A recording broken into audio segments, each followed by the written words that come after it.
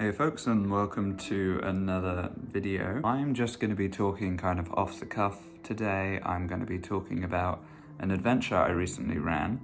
If you're new to the channel, welcome. My name is Jay. Thank you for joining me.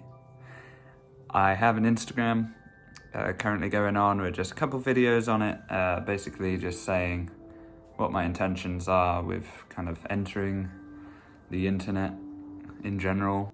The other day, I ran my very first D&D game for a bit of cash on the hip, and it was very fun, very enjoyable, and I want to share with you the session notes I have for that. If at any point you're going to be entering Chance Encounters Birmingham, I suggest waiting until you have played this game to watch this video, or if you're one of my players generally, I would ask that you ask me to run it for you before listening to what I have to say today. So pause the video, go and shoot me a message. I'll be more than happy to give you that opportunity. But without further ado, I'm gonna get into the kind of background context so you have time to disappear if you don't want spoilers. This game is called Grasping Vines. It's a working title. I've only run it once, so it might evolve a few times anyway, by the time I actually run it for you.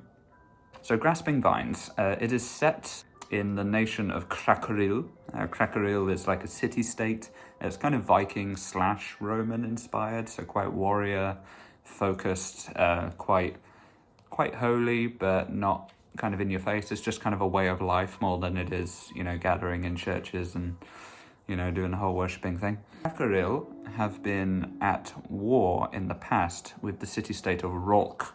Now, Rolk is a primarily Orcish nation. They're kind of inspired by Britain, basically, but industrial Britain as well. So Rolk is quite technologically advanced, whilst Krakaril is more magic-based. But both are rather militant and proud and paranoid. And they have had this long history of warfare. They have travailed against each other time and time again, which of course means they have both failed time and time again too. And currently there's an uneasy peace. And by that I mean they're not warring directly anymore. Instead, they're patronizing towns and villages around each other to fight each other. So they're kind of playing this uneasy chess game. Anyway, quite a few years ago, the nation of Krakaril came up with this idea. So this magician, known as Ivardus Ragnar, created what's known as a star beacon.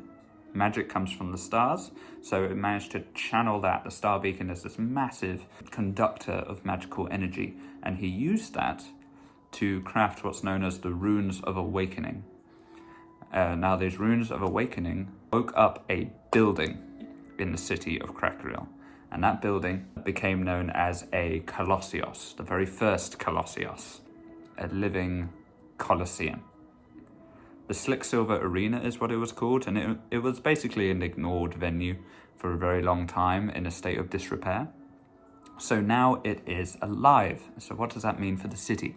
Well, the city put all of their funds into that institute, creating not only an incredible draw to the city in terms of tourism, but it was also an academy for incredible warriors.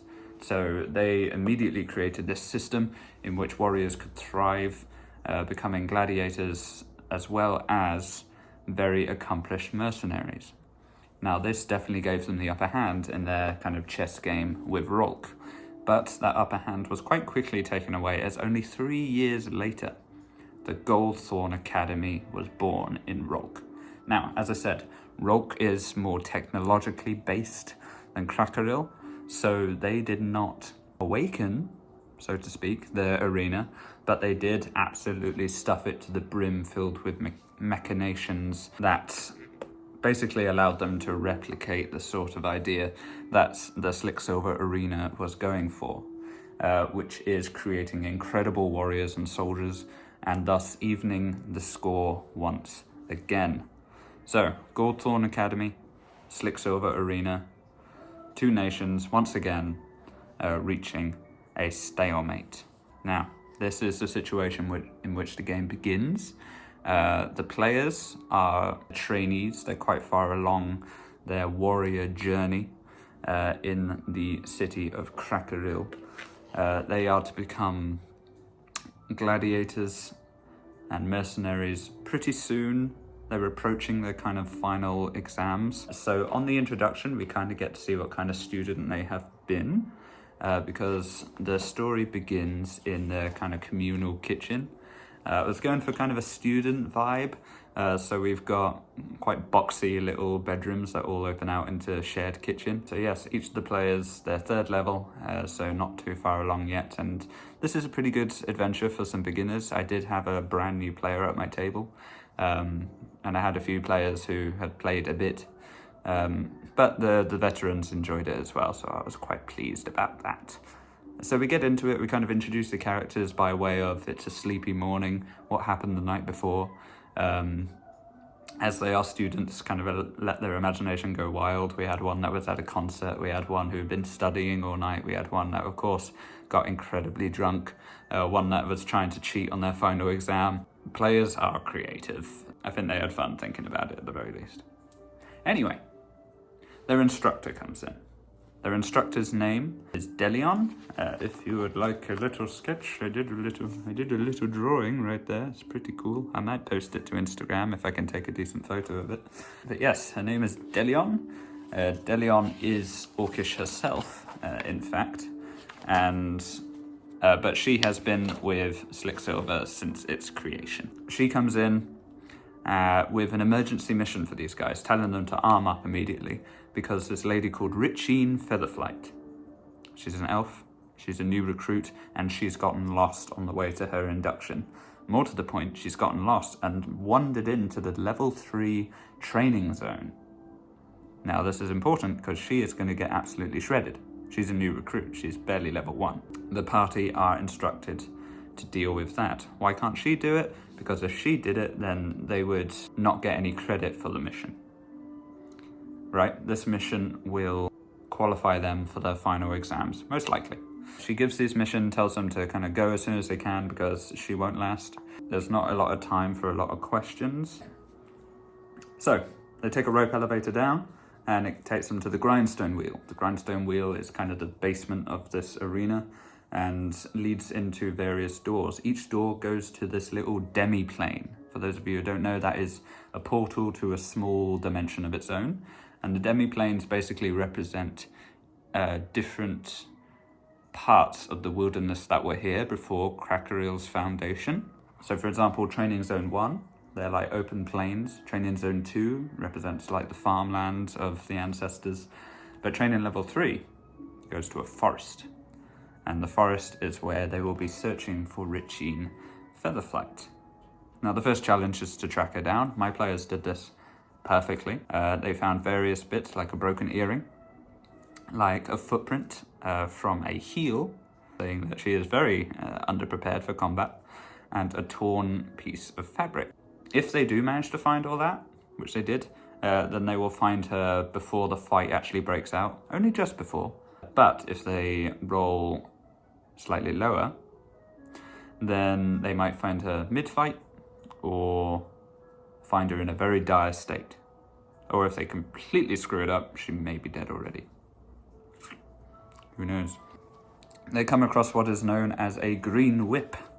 The green whip is a monster of my own creation. I didn't actually have the monster manual when I did the session, so here is what it looks like. It's pretty cool. It has these kind of tentacles which are covered in acid, but this acid also, if it gets into your bloodstream, it's a hallucinogen, so you will trip if you succumb to it. There's kind of this void in the center.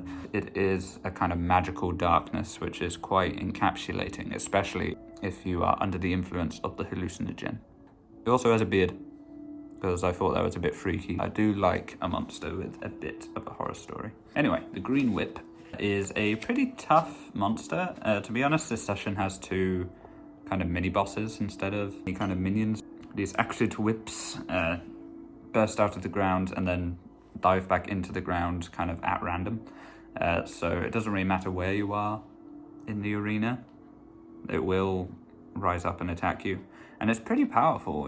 It's a con saving throw to avoid the acid damage and poison. It does do a decent amount of bludgeoning damage.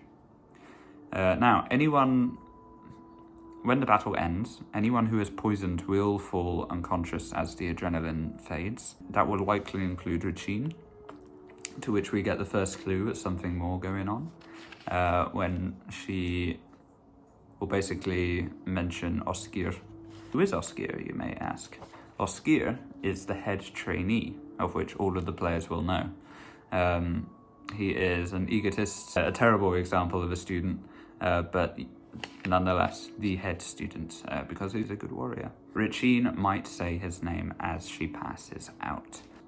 Whoever hasn't passed out at the party, if anyone, will have to transport the rest to the medical room, where we enter the second part. I'll tell you what, we'll go into part 2 in another video. This has been fun. I will definitely continue talking about this in another video. Keep an eye out for that. I will do my best to deliver. And if you can't tell, I've had a lot of fun both making this and running this. I'm looking forward to running it more in the future, and I'm looking forward to telling you more about it. There are some interesting twists and turns coming up, so stay tuned. I will be very happy to tell you all about it. So, I'll see you in another video. Until then, goodbye.